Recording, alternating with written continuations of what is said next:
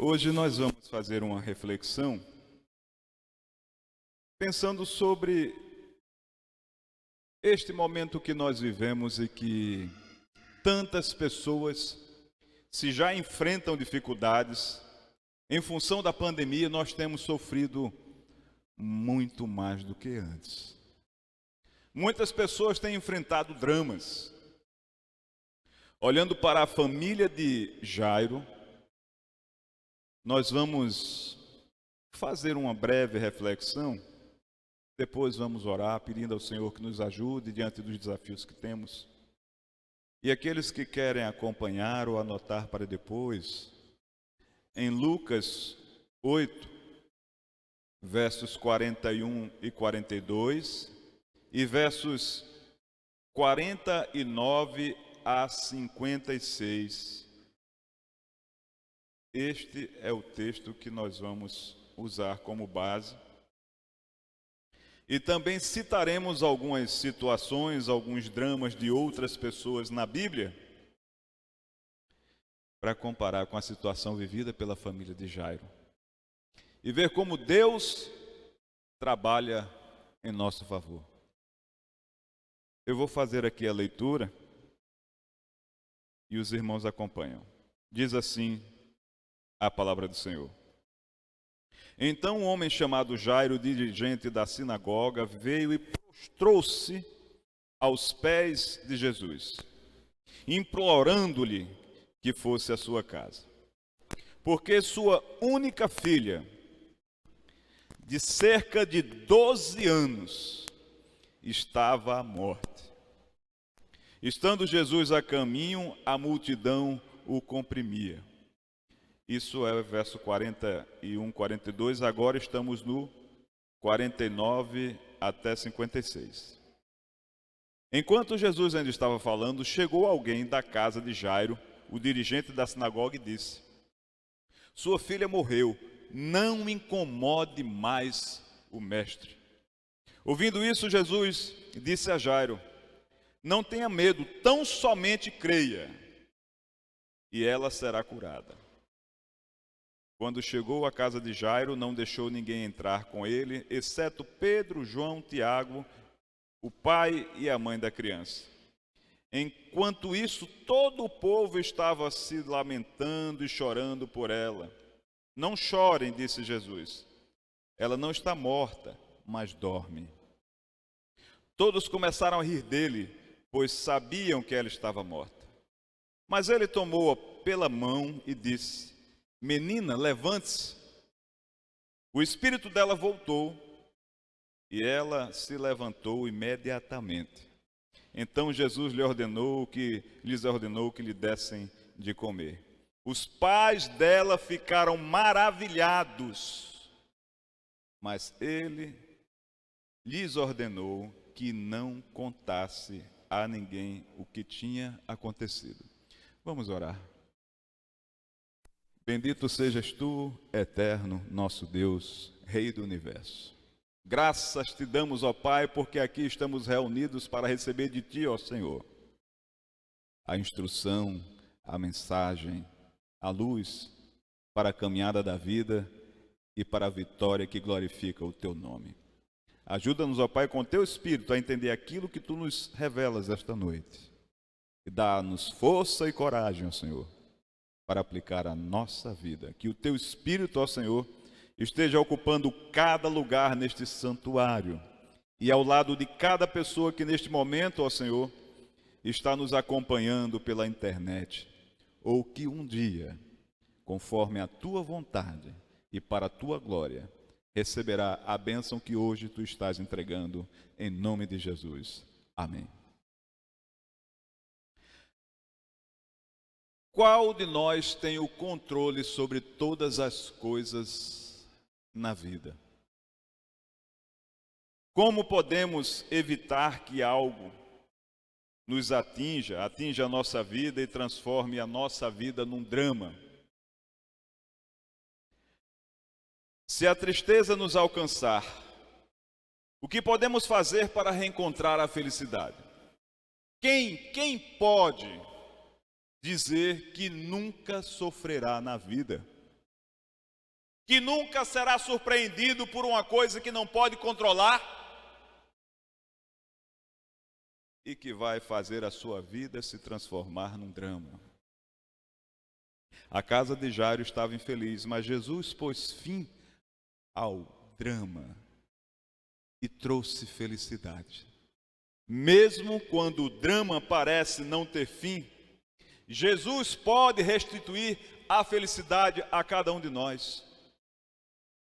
Na Bíblia nós vemos muitos casos, muitas situações de pessoas que viram as suas vidas arrasadas, se viram diante de problemas que não tinham como resolver, que sofreram muito, mas todas elas, com a ajuda do Senhor, reencontraram a felicidade. Eu quero conversar com os irmãos falando sobre alguns destes dramas. Os irmãos lembram daquela mulher que sofria com um fluxo de sangue há 12 anos? Eu me lembro a primeira vez que eu estudei esse texto sobre a família de Jairo. E eu estava sozinho e eu chorava porque eu imaginava uma criança com 12 anos, filha única. E a família vendo ela se perder, morrer. Imediatamente eu pensei também em uma mulher que durante 12 anos sofria com uma doença sem cura.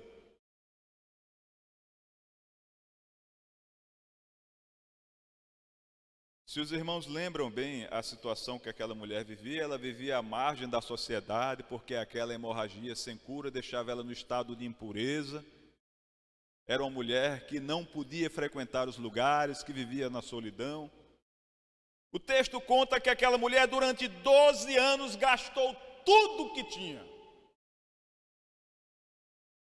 indo aos médicos, e ia de pior a pior, sem resolver o seu problema.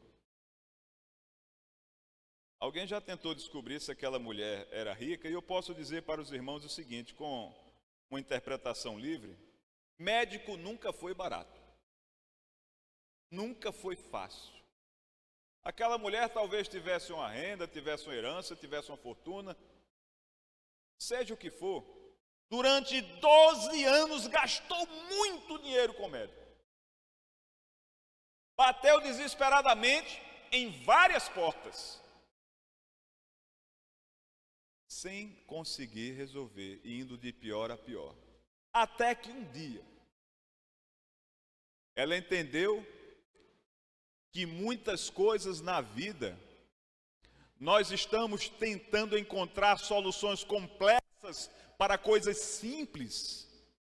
E muitas vezes na vida, um simples gesto, se é um gesto de fé, pode transformar a vida inteira. Não importa há quanto tempo a gente esteja sofrendo, há uma tendência em cada um de nós, a quando nós não temos sucesso, acumulamos as dores e o fracasso, a gente perca a esperança. Eu posso dizer que aquela mulher nunca desistiu de si mesma e continuou tentando a cura. E quando ela não tinha mais nada, aí ela foi lá no Senhor Jesus. É assim que Deus trabalha em muitas vidas. Agostinho de Hipona dizia que se nós não tivéssemos nada, tivéssemos apenas a fé, aprenderíamos que a nossa fé é suficiente. A nossa fé nos basta. Foi aquela atitude corajosa e de fé que fez o drama da doença daquela mulher que a acompanhava há 12 anos ter fim. E o Senhor deu àquela mulher uma nova vida. Quantas e quantas pessoas não estão por aí sofrendo suas dores e não colocam diante do Senhor as suas causas, para que Ele haja conforme a sua conveniência e para a glória dEle, e que em toda situação será em nosso favor. Não sei se vocês já viveram a experiência de precisar de ajuda procurar alguém perto de você, seja um amigo novo, um amigo antigo. Paulo viveu uma experiência de solidão. E aí eu quero pensar com os irmãos sobre o drama da solidão.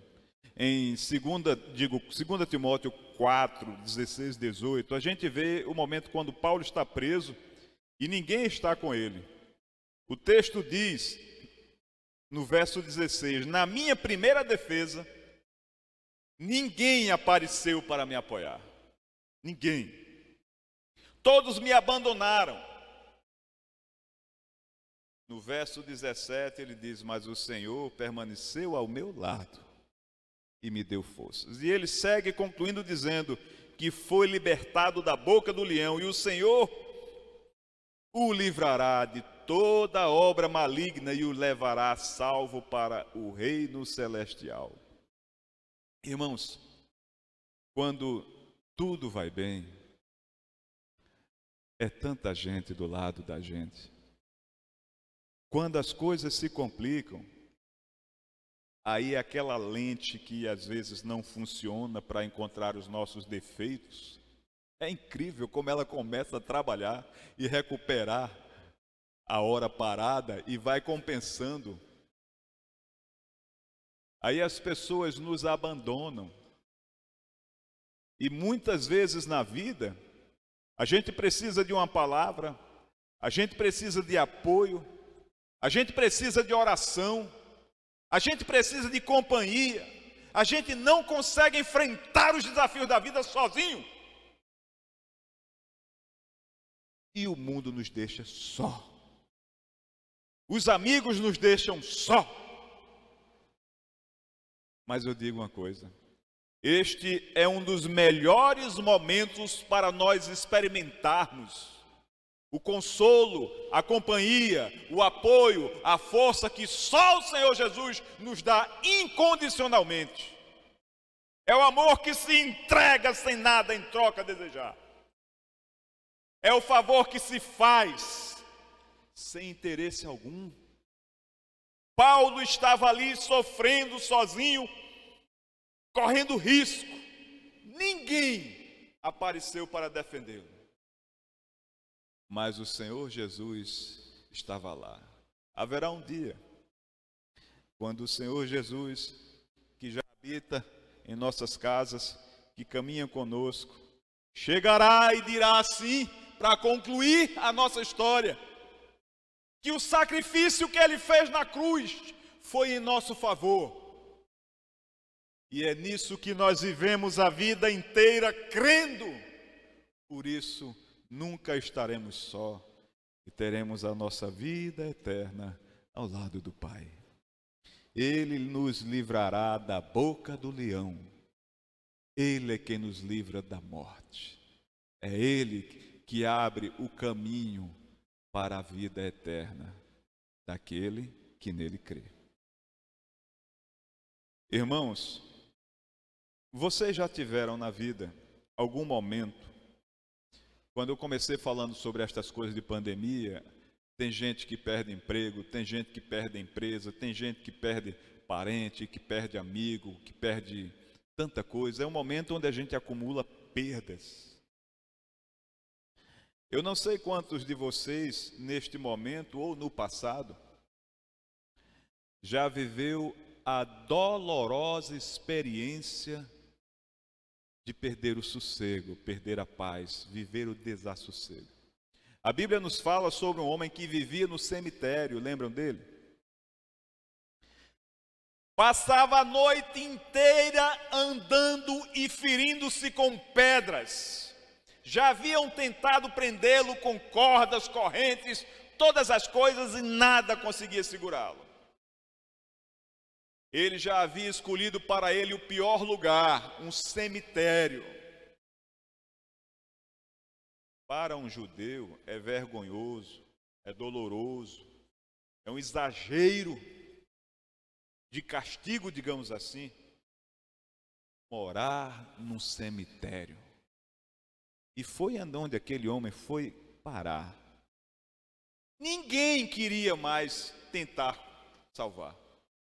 Já haviam tentado de tudo. Era alguém que a sociedade, a família, os amigos, todos já haviam desistido dele. Havia uma lista de desculpas para dizer por ele: já tentamos tudo, mas não há jeito. Não vale a pena mais, deixa no cemitério. Quem mais vai se preocupar com ele? Não temos força, não temos mais o que fazer para transformar essa vida. O Senhor Jesus, quando se aproxima daquele homem e pergunta que espírito o atormentava, irmãos, a resposta é legião, porque eram muitos. Quantos de nós já não viveu o momento de enfrentar uma legião de problemas?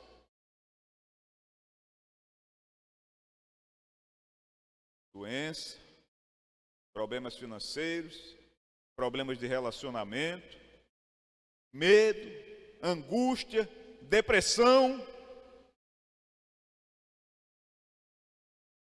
Existe uma legião de problemas em redor de todos nós, se organizando para nos atacar. E nenhum de nós tem o controle para garantir que nenhuma destas coisas nos alcance. Aquele homem tinha muitos problemas, mas o Senhor Jesus transformou a vida dele de um modo que as pessoas ficaram espantadas. Essa transformação, este milagre, só o Senhor faz. Quando a gente pensa que não tem mais o que possa ser feito por alguém, quando até mesmo nós já desistimos de nós mesmos. Conheci um homem que sofria muito, e sendo breve sobre a história dele, que graças a Deus foi transformada. Este homem vivia em casa deitado no chão e sem tomar banho. E os parentes passavam por ele, sofriam, porque entendiam que não podiam fazer nada por ele. Um homem que era bem empregado, um homem que era bem sucedido, um homem que havia estudado tanto para servir a sociedade e glorificar ao Senhor, estava ali entregue e todos sem esperança. Aquele homem tinha uma legião de problemas, mas o Senhor Jesus trouxe a cura, o fim daquele drama. E hoje a gente conversa muito, a gente troca o WhatsApp e a gente ri. Aquilo não existe mais. Amados, e o drama da culpa? Os irmãos lembram daquela mulher que foi apanhada em adultério? Aquela mulher foi trazida, colocada diante de Jesus. Esse texto, ele tem uma riqueza muito grande de possibilidades sobre alguns detalhes. Há quem diga que Jesus escrevia no chão a lista de pecados de cada um. É uma hipótese. E por isso, eles foram vendo aquela lista e depois foram embora. É uma boa hipótese. Mas o que é fato, o que está escrito, é que aquela mulher foi trazida sozinha.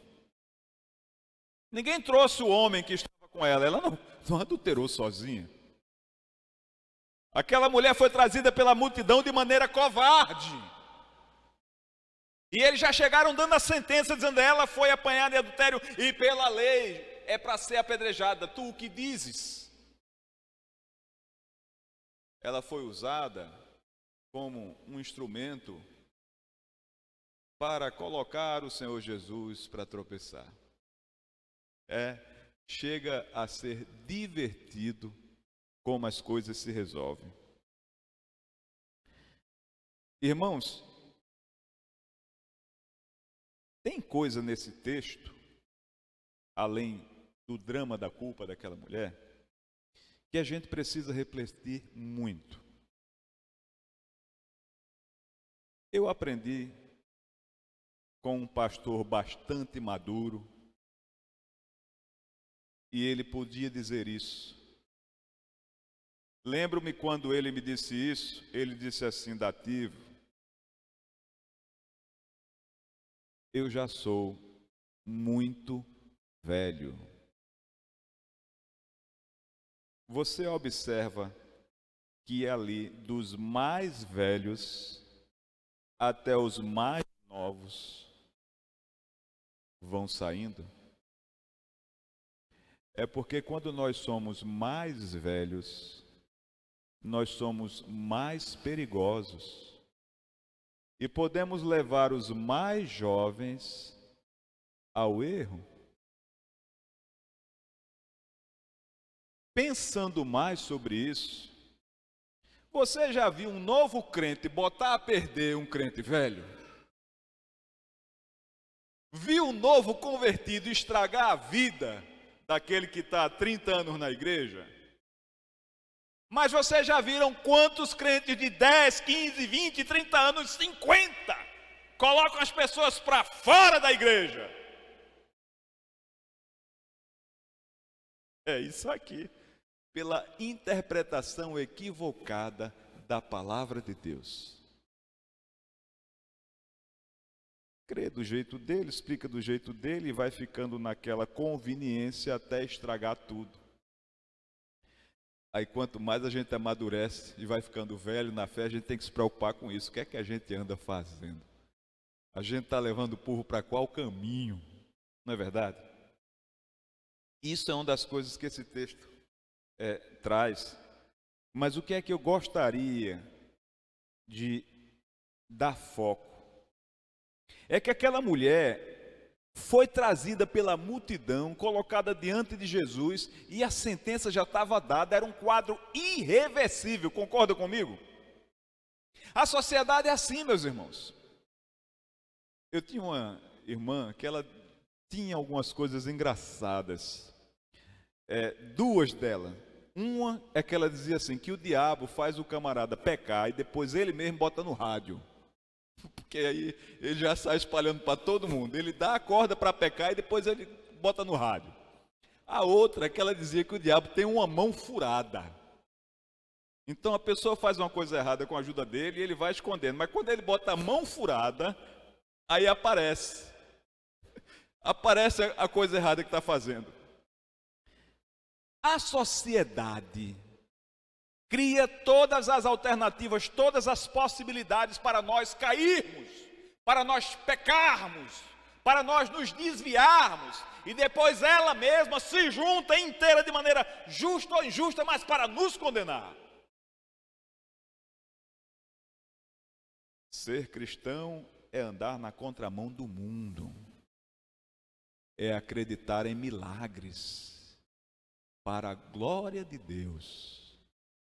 Aquela mulher experimentou um milagre. Deus agiu em favor dela. O Senhor Jesus fez aquilo que humano nenhum poderia fazer.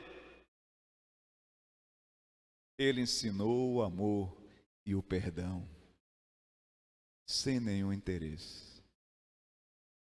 Mulher, onde estão todos eles que te condenavam? Amados irmãos, eu já errei um bocado na vida, viu? Já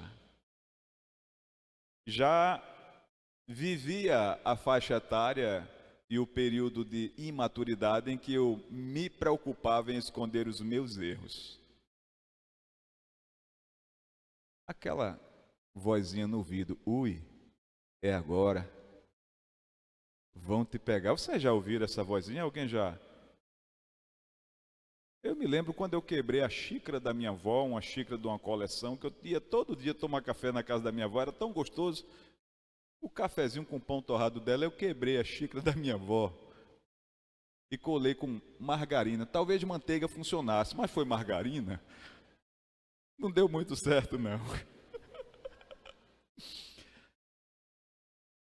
Quando ela começava a mexer na mesa, eu digo, ui, é agora. Uma hora ela foi pegar para lavar, né? eu escapei daquela, né? Tem muita coisa na vida que a gente faz. Seria muito bom se todos os meus erros e meus sustos tivessem sido somente aquela xícara. Aquela mulher, eu imagino, como eu já vi muitas vezes as pessoas dizerem, desesperadas, que querem a pena, que querem logo ser condenadas, me mate que eu sou culpado.